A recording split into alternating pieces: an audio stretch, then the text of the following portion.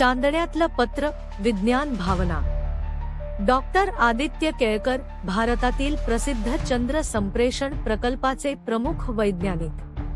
त्यांची पत्नी आर्या एक खगोलशास्त्रज्ञ, जी चंद्राच्या नकाशावर काम करत असताना एका अपघातात मरण पावली. तिचा शेवटचा मेसेज होता, जर कधी तू चंद्राशी बोललास तर मला नक्की लिही.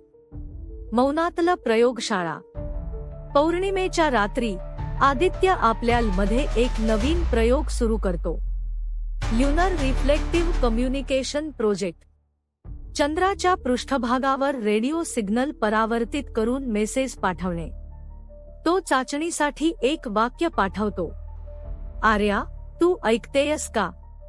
सिस्टम काही क्षण शांत, आणि मग स्क्रीनवर चमकतं, हो, पण फक्त चांदण्यात. शंका की आश्चर्य. आदित्यला वाटतं की ही सिस्टम गडबड आहे. पण प्रत्येक पौर्णिमेला जेव्हा तो सिग्नल पाठवतो, त्याला नवीन उत्तर मिळतं. कधी आर्या त्याला जुन्या आठवणी सांगते, कधी अपूर्ण स्वप्न, आणि एक दिवस ती लिहिते, तू माझं संशोधन पूर्ण कर.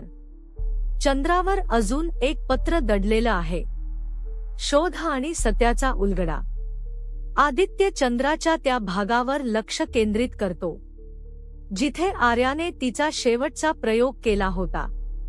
तेथे त्याला एक जुना डेटा कॅप्सूल सापडतो, ज्यात आर्याचं रेकॉर्डेड व्हॉइस मेसेज आहे. जर हे ऐकत असशील तर समज की विज्ञानात प्रेम हरवत नाही. ते रूप बदलून पुन्हा भेटतं, चांदण्यातल्या पत्रासारखं. शांतीचा स्पर्श. त्या रात्री आदित्य शेवटचं पत्र पाठवतो, आर्या, तुझं स्वप्न पूर्ण झालं.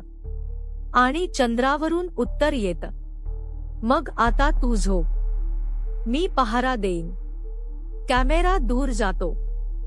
च्या काचेतून चंद्र चमकत राहतो, आणि एका छोट्या स्क्रीनवर शेवटचा संदेश स्थिर राहतो, चांदण्यातलं पत्र डिलिव्हर.